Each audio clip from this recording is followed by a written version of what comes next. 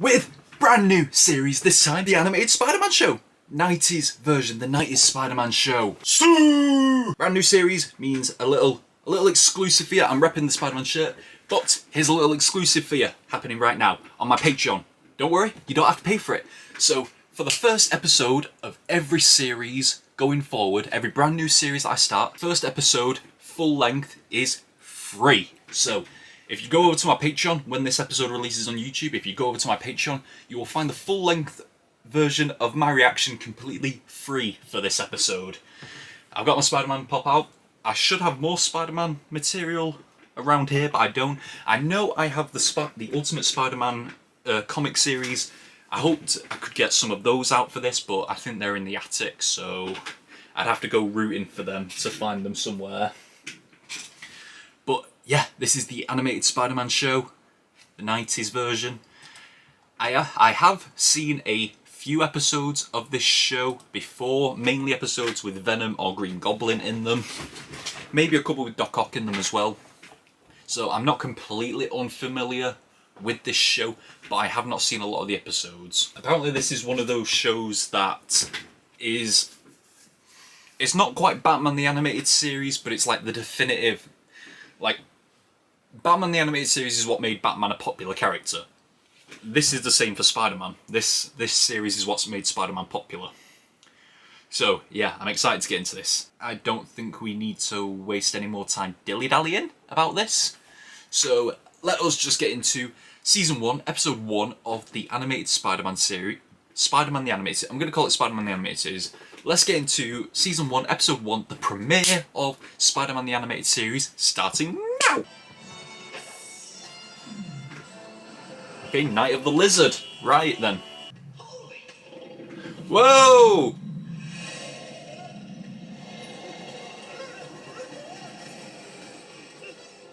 Okay, they got away. And he didn't get away.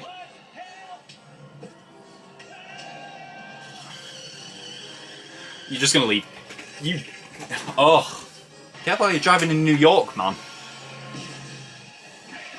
I need to find a pen. I need to write down notes. What's this? And did they belong to little pink elephants? No, mister, it was real. It was real, I swear. Yeah, all right, fine. Just don't let the cops blame this one on me, okay? There have been reports of a giant lizard down in the subways. In this town, who'd notice? I'd notice. If this weren't serious, Parker, I wouldn't have gotten the assignment. I don't know about that, Brock.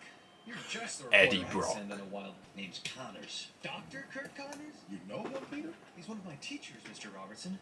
He's an expert in recombinant DNA and reptile mutagenics. He's also a genius. Yeah, whatever. You'll be the contact with Connors from now on, kid. But boss, The kid already knows it. First one to get a photo of the lizard for my nightly news gets $1,000 bonus. Color or black and white? Look at these bills. And here I am thinking of things to buy for myself. She's been like a mother to me for years. It's time I paid her back. And if I can't, It's $1,000 bonus. Spider-Man will. Okay, then. Urban myth. Wait a minute. Looks like I was myth-taken. Did he just say myth? Not Deborah Whitman. The little sister I never had. Or wanted. Since when do you have night? Knowing who the lizard is already, I'm not surprised.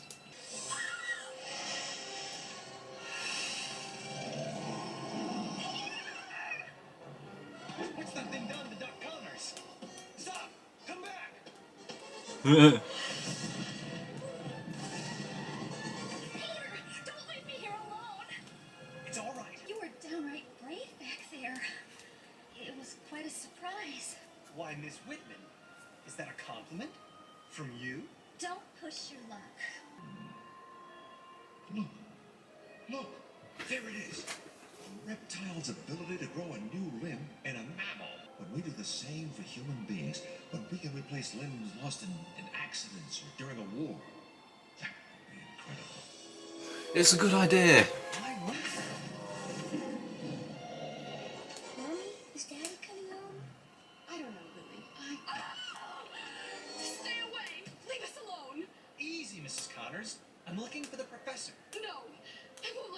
my husband. Hurt him?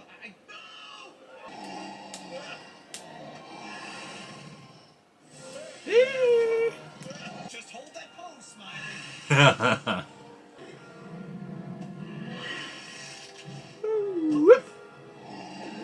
I like the animation. Oh, well, that's just unfortunate. No, Daddy, stop! Did he say daddy? Yes. Yes, that was Kurt. It all started with a device. Kurt called it the Neo. He tried using it on himself.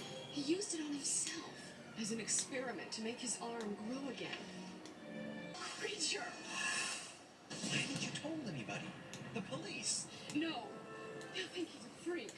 They'll hunt him down and hurt him. When I break this story, it'll be Pulitzer time.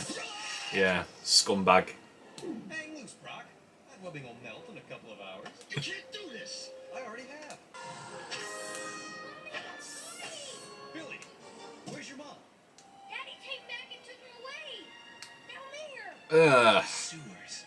Why do I end up in the sewers? Whoa!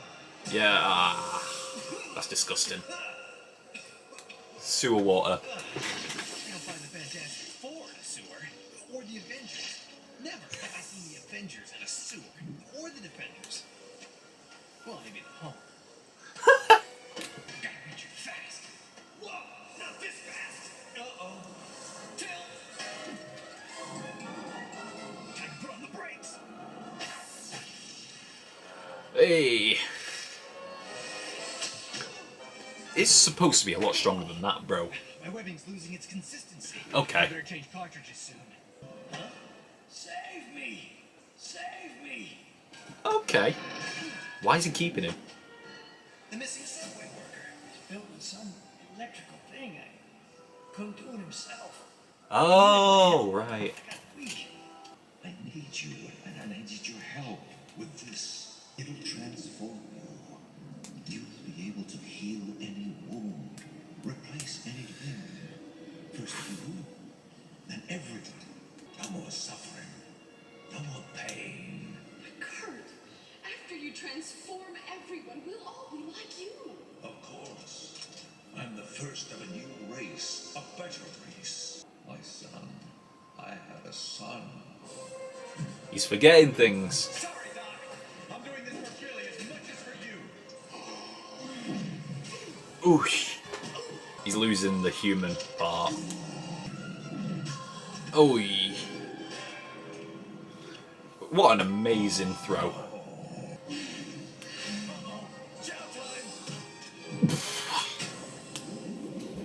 Strange. A week ago, this creature was a scientist. My teacher. My friend. He cared for people and wanted to help them just as I did. I like Now this. look at the both of us. Fighting each other. Fighting for our lives. Whoa.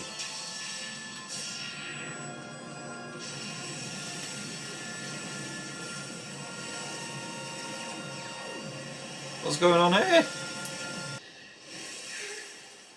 Is he? He'll be okay. $1,000 photo. Not too shabby. And what's Eddie Brock going to end up with? An exclusive story nobody's ever going to believe. I tell you, JJ, the lizard is Kurt Connors. Parker already brought me photos of the lizard early this morning. But I'll show you the lizard himself. You better be right about this. Boss, if I'm wrong, I'll eat today's issue with you. J. Jonah Jameson, what brings you here this morning? Eat. You want it cooked or raw? Peter, where did you get this? I sold In an cash. exclusive photo to the Daily Bugle. What if that horrible Spider-Man had caught you? Aunt May. She'd never understand. Spider-Man's already caught on his web.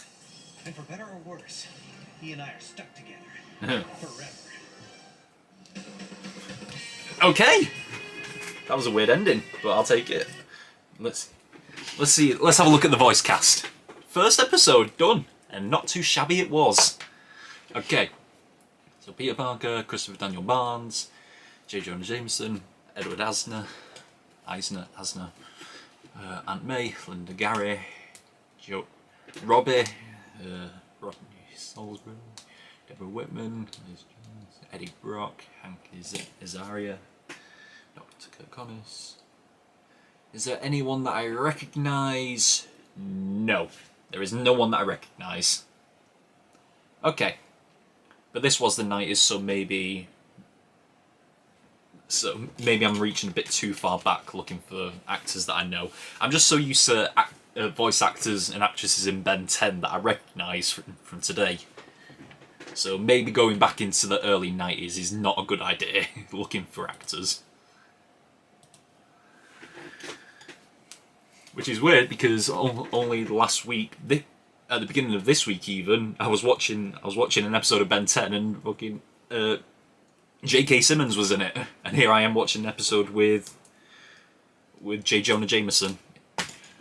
So yeah, first episode down, not too shabby. I enjoyed it. Should I rank it straight off? I mean, there is really no point. It's not really a ranking because there's only one episode. So EP 1 is straight at the top because there is nothing else there. But yeah, first episode starting off with the Lizard. An interesting choice to go for the Lizard. Lizard is usually B-list, C-list villain. He's obviously been used as like an well, I suppose this is the first time he's been used as an origin villain, but obviously there's the Andrew Garfield movie as well, where his first movie was against the Lizard. It's probably my least favourite Spider-Man movie, Andrew Garfield's Lizard movie, but it's still decent. It's still worth watching. So yeah, I suppose that took inspiration from this because Lizard's motivation, whilst it has its merits, it's also very flawed, and just like it was in that first movie. His whole experiment is to use all this science stuff, genetic experiments and stuff, to use lizard DNA so that people can regrow limbs, such as himself.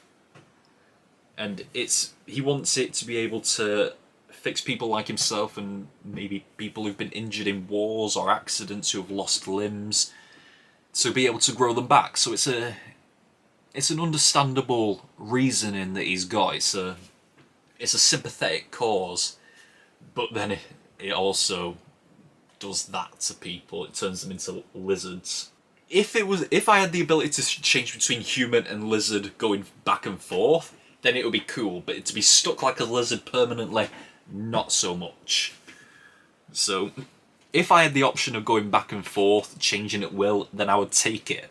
But not if it's a permanent thing. Can you have the lizard again? Is this just a one and done with the lizard? Because we got the lizard, we got his origin story, slightly rushed. Not that bothered though. I wish we could have seen more of Dr. This. I've said this before. Well, not for this show, but for other shows. This could have been a season-wide villain, or at least a villain. You could have been building Dr. Connor's story up throughout the whole episode. Well, throughout the whole season, because I know this is only a 13-episode season. You could have built his story up of him wanting to do this, wanting to grow his own arm back, doing all this science experiment stuff. You could have had that all going throughout the season and then have this be the season finale. So it's a very interesting and good story to do so for the first episode. I'm just wondering if you could have tapped into the potential of it being a multi-episode story. Obviously, we're getting introduced to all our characters in this first episode: Peter Parker, Aunt May, J. Jonah Jameson, Kirk Connors, Eddie Brock, who is already a scumbag. Like, they've only just introduced him in this first episode, and he's already a scumbag. So I'm waiting for the time when he becomes Venom and tries to cash in on all that hate that he's obviously getting for Spider-Man already. So yeah, because he was in this episode immediately trying to cash in on. You can sense the competition between him and Eddie Brock, even though it's not really coming from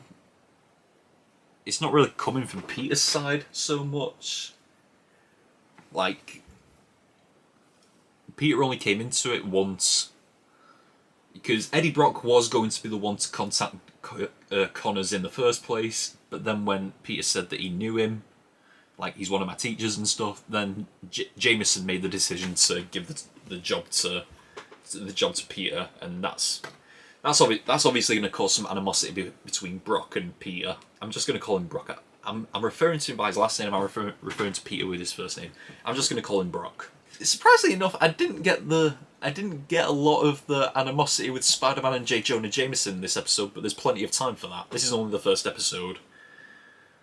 So, yeah, Brock, scumbag, trying to ruin people's lives just so he can further himself, trying to ruin Connor's life, and yeah, he paid for it. He paid for it. So I'm going to enjoy all this. This seems like it's going to be a reoccurring theme until Eddie Brock becomes Venom. He's trying to use underhanded tactics to trying to ruin people's lives just so he can get ahead in his job, and Spider-Man keeps screwing him over, or Peter Parker keeps screwing him over, and then it's going to come to a head at the point where Venom comes in. So, yeah, I'm going to look forward to that, because he looks like a scumbag and he sounds like a scumbag. He acts like a scumbag. I'm going to enjoy watching the scumbag get beaten down. And then obviously this Deborah Whitman character, I do not recognise her. She seems like a fellow nerd with Peter. And Peter immediately throwing shade, although through his own thoughts he's throwing shade like the little sister he never wanted. So, yeah. It's weird though, because he said that she's like his little sister, and then you could sort of sense the romantic tension between them. So sort of odd, but it's the 90s, so I imagine people weren't as sensitive to it back then. So, sort of weird. And then we get the whole... Obviously we had a few clips of Lizard before. There was the clip at the very beginning about it, but I'll talk about that in a second. Yeah, we get the whole little flashback of Peter and Dr. Connors trying to experiment on the rat with the reptilian DNA to regrow limbs. It's awesome. It looks awesome. I wish it could happen. And then, yeah, like I said, just a sympathetic cause. Everything. Then later we go to Spider-Man's going into the sewers. Like you'd never catch Thor down here. You'd never catch the Avengers or the Defenders down there. Maybe Hulk. But I like him reference it. We're already talking about a bigger universe already. Obviously, we're going to introduce more characters later on, because I know that a lot of Marvel characters appear in this show, with Spider-Man being the centerpiece, and I love it. Because whether people want to admit it or not, prior to the MCU, Spider-Man was the most popular Marvel character there was.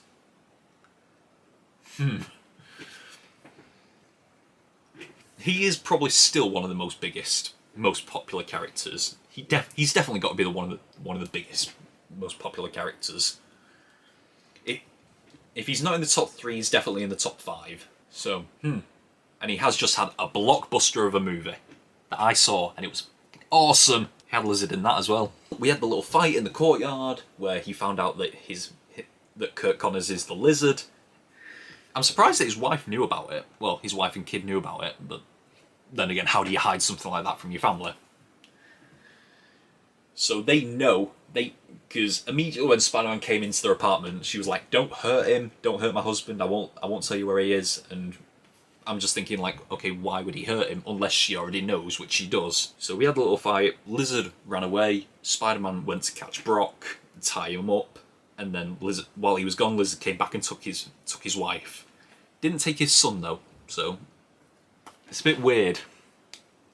But then I can just put that down to the fact that he's losing his human state to his lizard state, which was referenced later on, because the wife talked to Connors like, "Do you want your son to be like you?" And he's like, "I have a son," and he's forgetting things. His human mind is dying, and his lizard mind is coming out.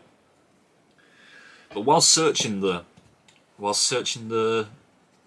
sewers, we found the electrical worker from the very beginning who got taken. It turns out he was taken because Connors needed help building some electrical stuff. So I like that it wasn't just a random kidnapping. I enjoyed that. Good, good. I like that it's not just a random kidnapping. There was a reason for it. We had the fight with Lizard and Spider-Man in the sewers. And then we went into the fighting over the machine. I'm not even going to try and remember what that thing was called. And then we had the fight underwater, where you had Spider-Man... Peter was speaking over it, saying, like, this guy's my friend, and now we're fighting. It was like a calm voiceover with no sound of the fight coming through, really.